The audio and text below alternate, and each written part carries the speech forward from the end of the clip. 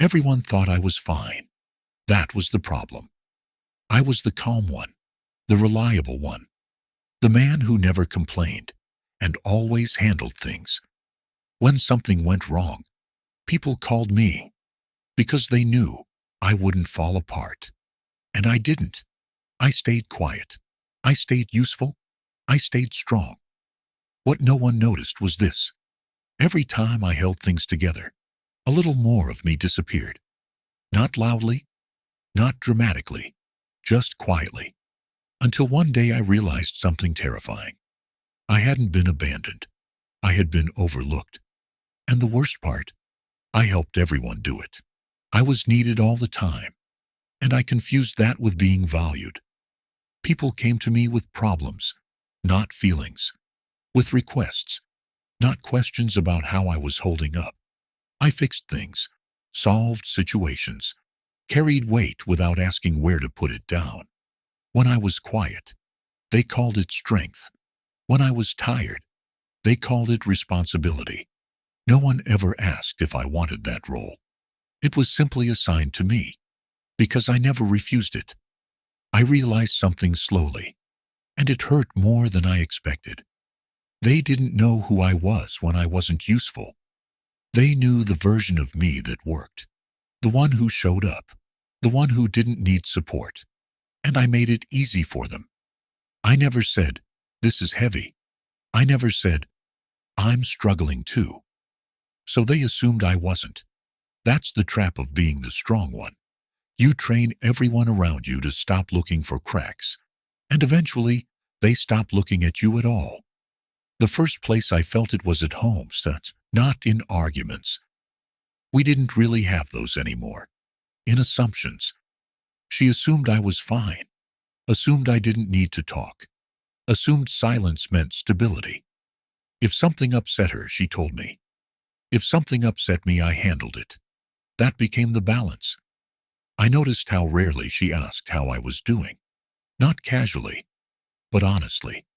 When she did ask, it sounded rhetorical, like the answer was already decided. "Good," I said, because that was expected. Over time, my strength stopped being reassuring. It became convenient. I was the one who could be counted on not to complicate things, not to need reassurance, not to demand emotional space. And without realizing it, I taught her something dangerous. That I didn't require presence, only function. That's how distance grows in quiet marriages. Not through betrayal, but through imbalance.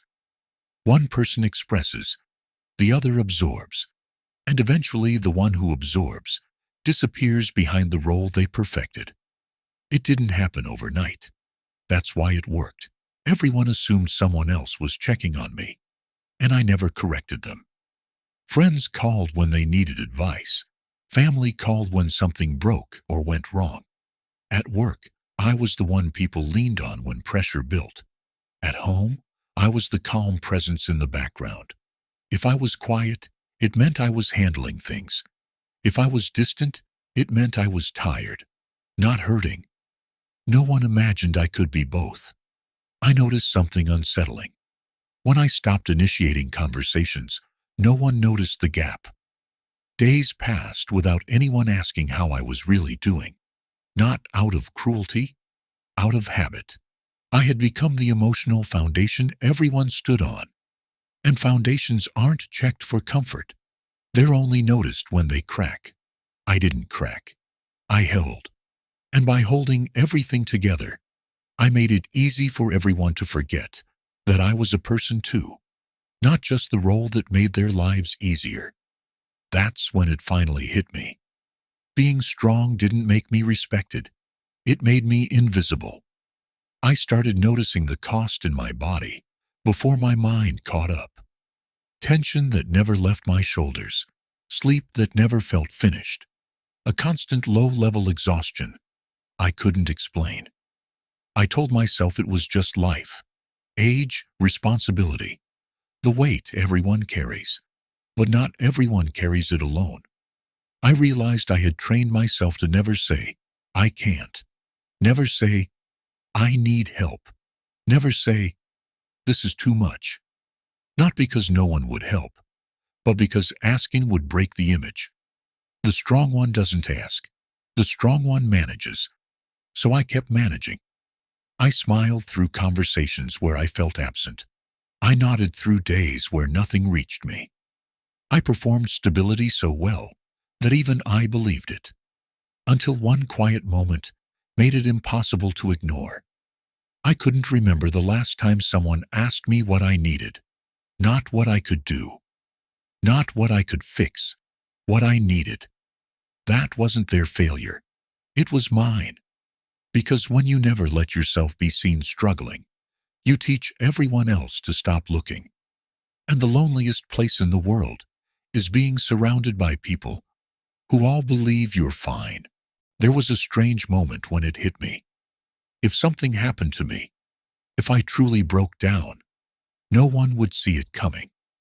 Not because they didn't care, but because I had never shown them where to look. I had no witnesses to my inner life. People knew my reliability, my patience, my ability to stay composed. They didn't know my doubts, my fears, the quiet questions that followed me home at night. I had shared solutions, not vulnerability, results, not process, and that created a dangerous illusion that I was self-sufficient. I wasn't isolated because people pushed me away. I was isolated because I never invited them in. Strength had become a locked door I was proud of, until I realized I was the only one trapped behind it. I thought being dependable meant being whole, but wholeness requires being witnessed. And for the first time, I understood something unsettling.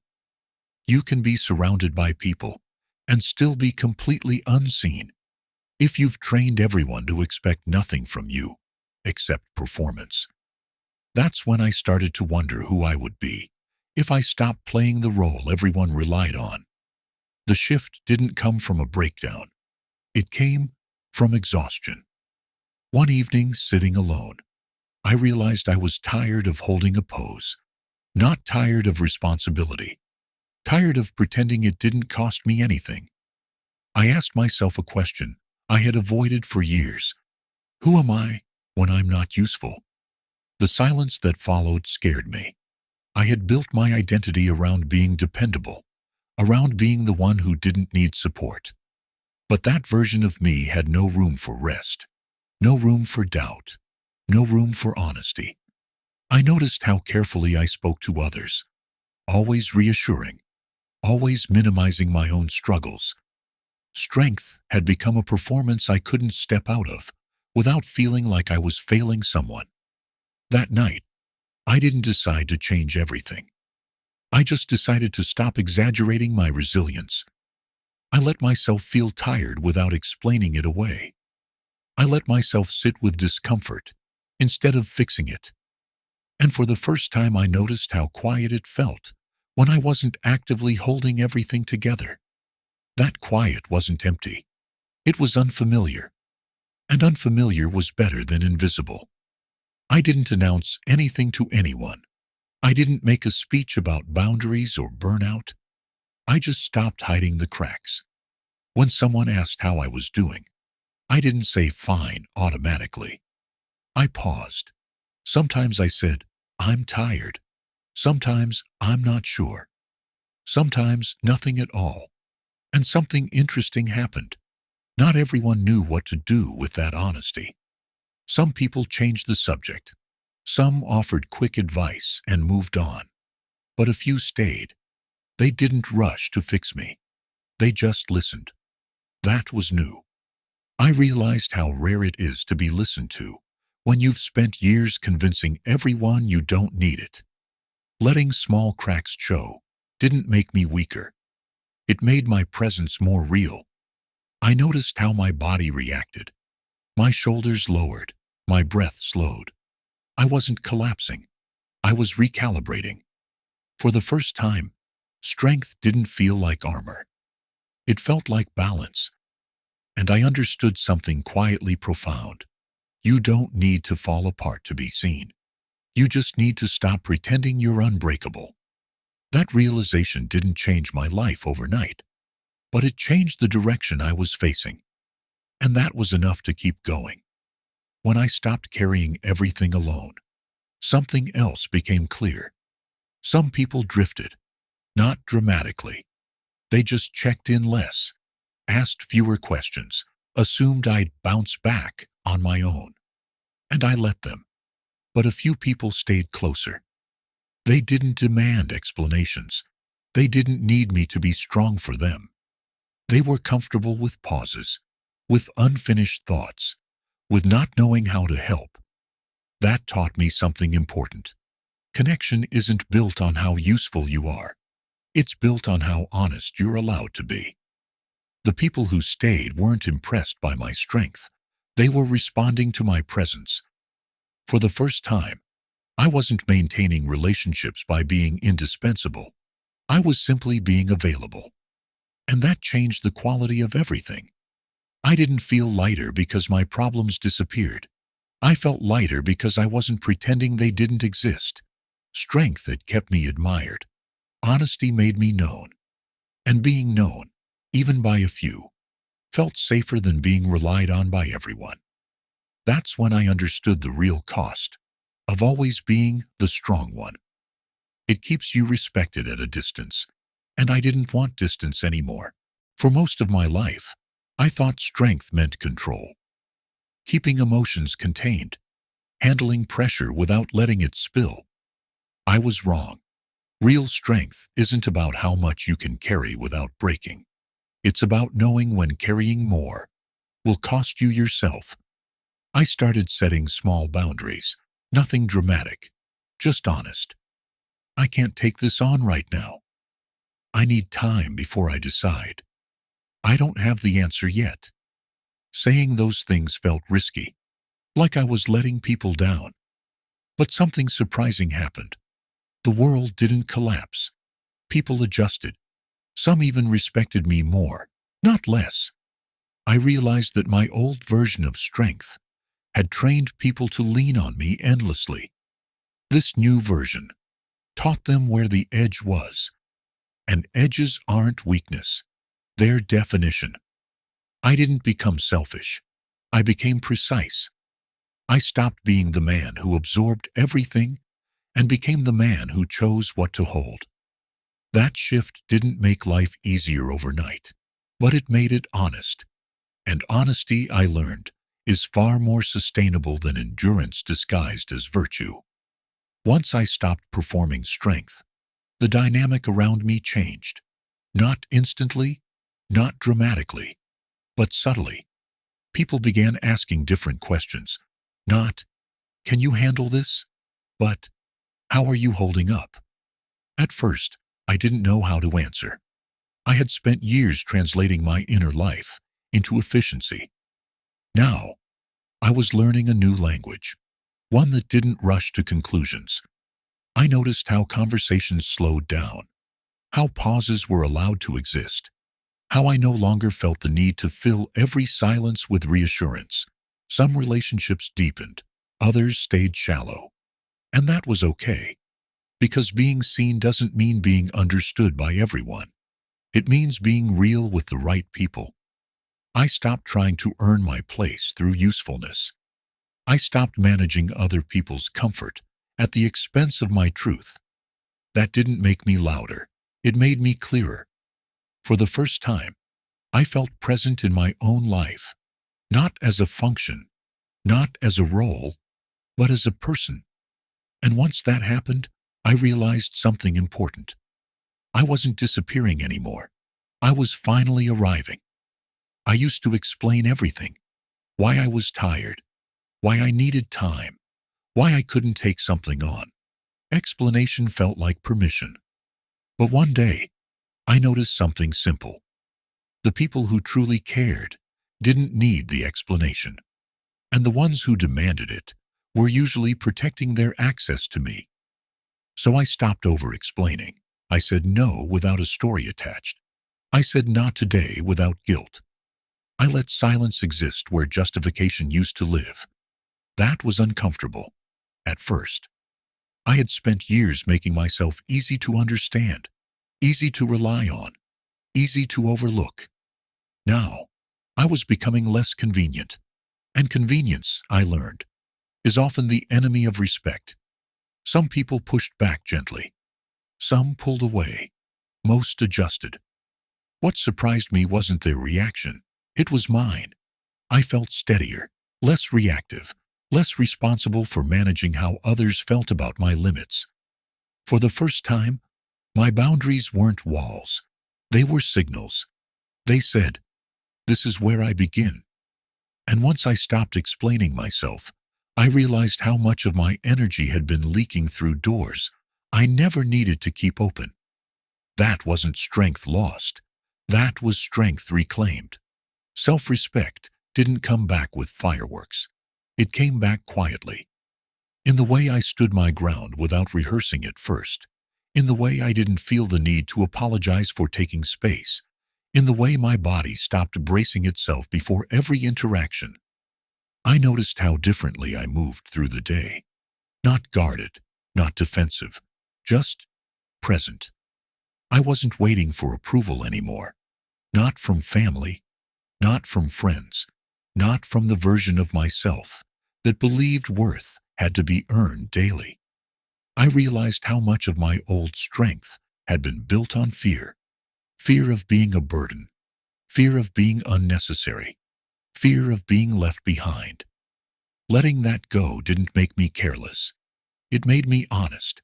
I didn't rush to fix things that weren't mine to fix. I didn't volunteer myself into exhaustion. And something unexpected happened. People started meeting me where I was, instead of where I used to bend. Not everyone stayed close, but the ones who did felt real. For the first time in years, I wasn't respected because I was useful. I was respected because I was clear. And clarity, I learned, is a form of strength that doesn't disappear you. I began to notice how often I had introduced myself through function. The one who helps, the one who fixes, the one who can be counted on. That role had shaped how people saw me, and how I saw myself. Letting it go felt like losing a language I had spoken fluently for decades. At first, I didn't know what to replace it with, so I didn't replace it at all. I allowed myself to be quiet, without being productive, to show up without offering solutions, to exist without contributing something measurable. That was uncomfortable. Because when you stop playing the role everyone expects, there's a moment where you don't know who you are without applause. But slowly something steadier took its place. I wasn't less valuable without constant output. I was just less visible to people who only noticed me when I performed. And that was fine. I didn't need to be needed to feel alive anymore. I didn't need to be the strong one in the room. I needed to be whole. Letting go of the old role didn't make me weaker. It made my life quieter, clearer, and finally my own. Something changed when I stopped needing an audience for my strength. I no longer felt the urge to prove resilience. No need to show that I could handle more. No impulse to volunteer myself into exhaustion. Strength became private. I chose what to carry, and what to leave where it belonged. That decision freed up space I didn't know I had lost. Time felt slower. My thoughts felt cleaner. I wasn't performing stability anymore. I was living it. People still came to me sometimes, but now they asked, instead of assuming. And when I said no, the world kept turning. That was the moment everything truly settled. I realized strength isn't about being indispensable. It's about being intact, about knowing your limits and respecting them without apology. For years, I had confused admiration with connection, responsibility with worth. Now, I understood the difference. I wasn't disappearing anymore, because I wasn't spreading myself thin for approval. I was still the strong one, just not the one who disappears. I used to feel like life was constantly testing my limits. How much could I handle? How much could I absorb before something gave? That feeling faded once I stopped volunteering for every test. Problems still existed. Responsibilities didn't vanish, but they no longer arrived all at once, stacked on top of my silence. I noticed how differently stress moved through me. It came, and then it left. It didn't settle in my body and make a home there. I wasn't bracing myself anymore. I wasn't preparing for impact. I had stopped assuming that endurance was my purpose. That shift changed how I saw challenges. I no longer saw them as proof of strength. I saw them as choices. Some things deserved my energy, some didn't. And walking away from what didn't wasn't avoidance. It was discernment. For the first time, life didn't feel like something I had to survive. It felt like something I could move through at my own pace, without proving anything to anyone. That's when I understood. Strength isn't forged by pressure alone. It's revealed when you stop letting pressure define you. I started choosing presence instead of endurance, not pushing through exhaustion, not staying silent to keep things smooth, not measuring my worth by how much I could take. I paid attention to what actually felt right in my body. When something drained me, I stepped back. When something felt honest, I leaned in. That changed how my days were shaped. I noticed moments again. The sound of my breath in the morning, the way sunlight hit the wall, the calm of not rushing to be needed. I wasn't numbing myself with responsibility anymore. People didn't see me as less capable. They saw me as more present. And presence does something endurance never can. It invites connection without demanding performance. I realized I didn't need to be the strongest person in the room. I needed to be the most real version of myself. That choice didn't remove difficulty from my life, but it removed the weight of pretending that difficulty didn't affect me. For the first time, I wasn't surviving my days. I was inhabiting them. And that made all the difference.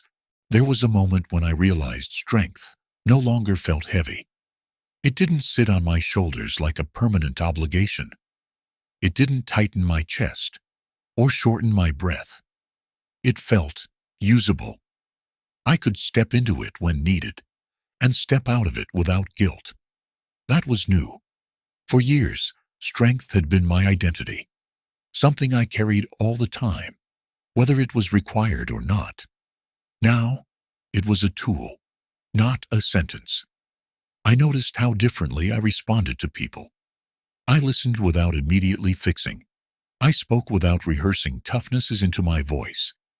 I didn't rush to reassure others that I was fine. I let uncertainty exist. And instead of losing respect, I gained something quieter and more valuable: trust. Not the trust that says, he'll handle it, but the trust that says, he's honest. I understood then that real strength isn't loud. It doesn't announce itself. It doesn't need recognition. It moves lightly through life because it isn't carrying what never belonged to it. For the first time, strength didn't cost me connection. It made connection possible. One day, I realized something had changed, not around me, within me. I no longer felt overlooked, not because everyone suddenly noticed me, but because I wasn't measuring my existence by their attention. I stopped scanning rooms to see who needed me, stopped anticipating problems before they were spoken. I allowed myself to simply be present, without preparing to perform. And that presence had weight. People responded differently, not with urgency, but with respect. I wasn't the default solution anymore. I was a person whose time and energy mattered. That's when I understood something quietly powerful. Invisibility isn't always something others do to us. Sometimes it's something we create by turning ourselves into tools. I hadn't been unseen because I lacked value. I had been unseen because I never stopped being useful. Now, usefulness was optional. Presence was intentional. And for the first time, I didn't feel like I was disappearing into roles, expectations, or silence. I felt solid, seen, not because I demanded attention, but because I finally stopped giving myself away, piece by piece. I didn't stop being strong. I stopped disappearing. I learned that strength doesn't mean carrying everything alone or proving you can survive without support. It means knowing when to let yourself be seen, when to say this is heavy, when to choose presence over performance. For years, I thought being the strong one made me valuable. It did, but at a cost I didn't see. It cost me connection. It cost me rest. It almost cost me myself. Now, strength feels different. It's quiet. It's steady. It doesn't ask to be admired. I'm still reliable, still capable, but I'm also available to my own life. If this story resonates, it's because many people disappear quietly behind responsibility, calm, and resilience. And no one notices until the person behind the strength is almost gone. I wasn't abandoned. I wasn't broken. I was simply strong for too long, without letting anyone see the weight. Now, I let strength be what it was meant to be. Something that supports life, not something that replaces it.